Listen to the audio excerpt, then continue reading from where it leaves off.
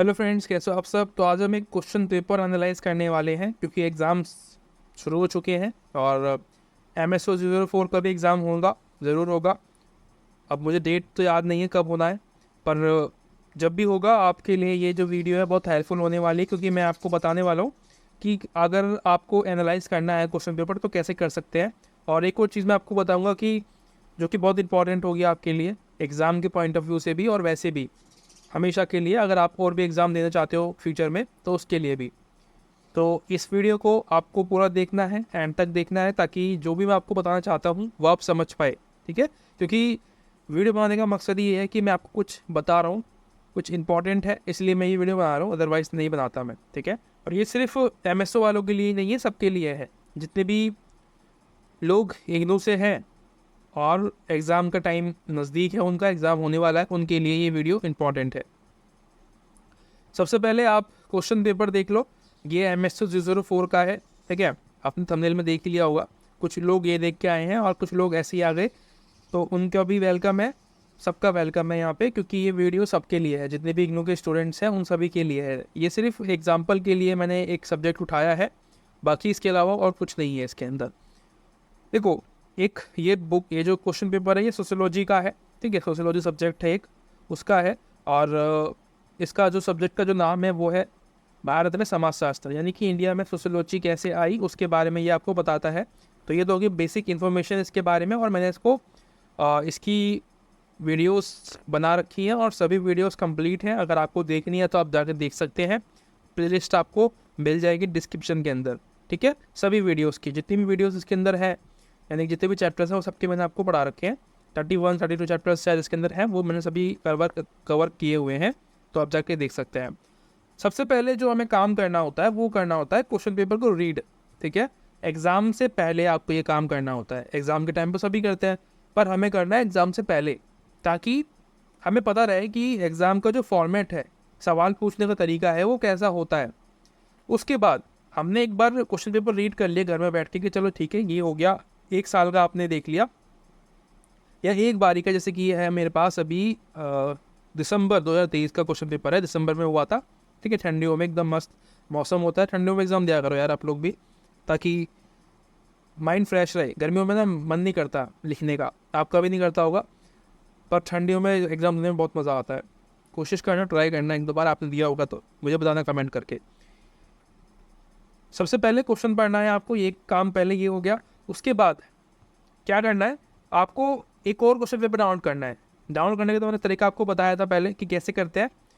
कि जैसे एक क्वेश्चन पेपर है, आपको अपना जो सब्जेक्ट कोड है वो डालना है और इसके आगे लगा देना है क्वेश्चन पेपर। सिर्फ इसके अलावा कुछ नहीं करना, इग्नू लिखना वगैरह वगैरह वगैरह कुछ भी नहीं लिखना। MSO 004 आपका क्वेश्चन पेपर, ठीक है। ये सब्जेक्ट कोड है आपका। अगर होगा तो आपको ये सर्च करना है, आपको जिस भी सब्जेक्ट कोड का क्वेश्चन पेपर चाहिए, जैसे कि MSO है, ये एक होता है MSOE करके भी होता है, ठीक है। 001 होता है, 002 ऐसे भी है।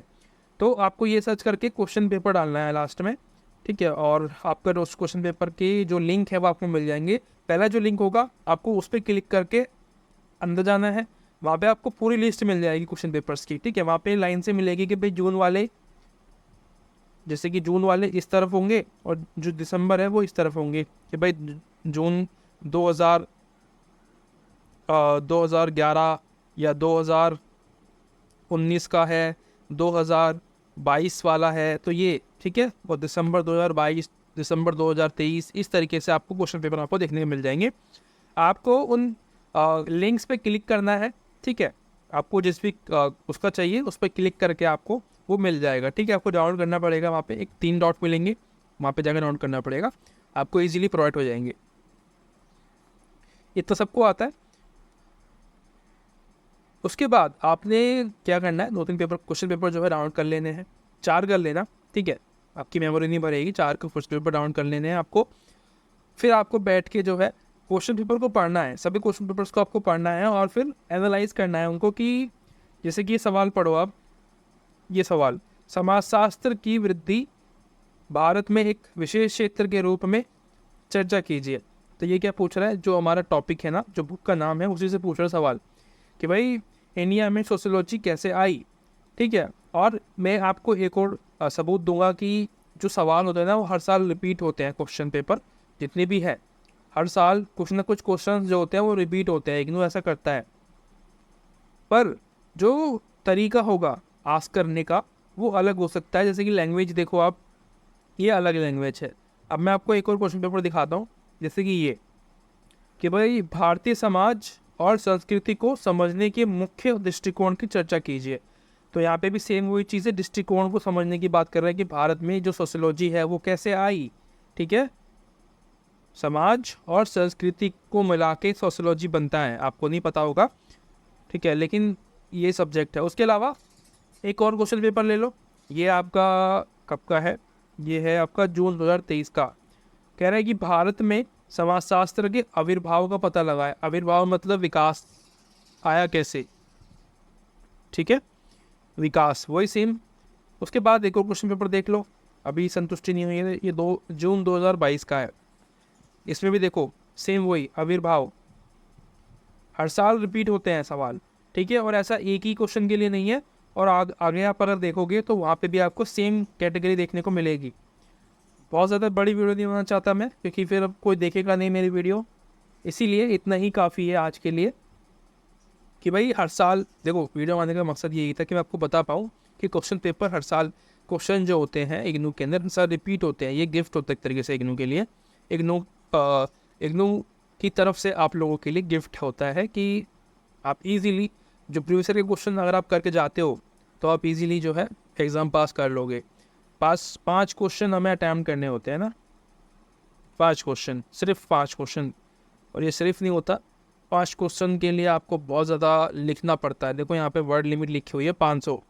ठीक है, 500 शब्द, यानी कि एक क्वेश्चन, ये मास्टर का है। ठीक है, ये मास्टर का क्वेश्चन पेपर है, ये मास्टर का सब्जेक्ट है बेसिकली। तो 20 नंबर के लिए आपको 500 शब्द लिखने पड़ेंगे अगर आपको ये चाहिए तो। और कभी भी पूरे नहीं आते हैं किसी के भी, 20 में से आपके 15 आएंगे, 16 आएंगे, 17 आएंगे, 18 आएंगे, जिसकी बहुत अच्छी होती है राइटिंग स्किल्स, उसके 18 आप आते हैं, 17 आप आते हैं, अदरवाइज़ 15 से ज़्यादा किसी के नहीं आते हैं। ठीक है, तो ये होता है, आपको सारी चीज़ याद रखनी पड़ती है। ठीक है, आपको ये नहीं होना कि भाई देखो 500 का मतलब है कि आपको 5 पेज आंसर लिखने हैं। ठीक है, 5 पेज भरना इतना आसान नहीं होता है, बहुत ज़्यादा दिक्कतें होती है। कभी कभी आप क्या करोगे कि 5 पेजों की जगह आप इसके बाद 4 पेजेस लिख दें, 400 शब्द लिख के आ जाए। देखो 4 पेज का मतलब 400 शब्द माना जाता है, लेकिन ज़रूरी नहीं है ऐसा। कोई कोई बच्चे जो हैं वो बहुत ज़्यादा जो है कम ही स्पेस में बहुत सारी चीज़ें लिख देते हैं, जो कि उनके हिसाब से सही है, लेकिन जो एग्जामिनर है जो चेक कर रहा है उसके हिसाब से सही नहीं है। आपको पेज भरने के अलावा क्वालिटी कंटेंट भी लिखना होता है। ठीक है, क्वालिटी में भी लिखना है कि आप सब जो आप पढ़ के गए हो, जो भी आपने अभी तक स्टडी की है, आप उसको वहाँ पे लिख पाए हो, नहीं लिख पाए हो। आपको जो है क्वालिटी के साथ साथ में जो डायग्राम्स होते हैं, ठीक है, मैप्स वगैरह जो होते हैं, डायग्राम जो होते हैं वो भी बनाने पड़ते हैं। वो आप बनाओगे तो भी जो है आपके एग्ज़ाम में जो नंबर होते हैं वो इंक्रीज़ होते हैं। 1 से 1.5 नंबर आपको एक्स्ट्रा मिल जाता है मैप बनाने का, डायग्राम शो करने का। तो ये भी आपको याद रखना है एग्ज़ाम के टाइम पे कि आप ये ना छोड़ें। अगर कहीं पे भी आपको मौका मिलता है डायग्राम बनाने का तो आप ज़रूर बनाना। जैसे कि इंडिया का मैप आता है, ठीक है, और भी कुछ चीज़ें होती हैं जो कि मैप के द्वारा आप बता सकते हो, तो आप वो करना है आपको, जिससे कि आपके नंबर इंक्रीज़ हो जाए। आशा करता हूँ वीडियो आपको अच्छी लगी होगी। जो भी आपका फीडबैक रहा है आप मुझे कमेंट बॉक्स में बता देना, वही फीडबैक बॉक्स है हमारे लिए। मिलते हैं अगली वीडियो में, तब तक के लिए thank you so much, bye bye.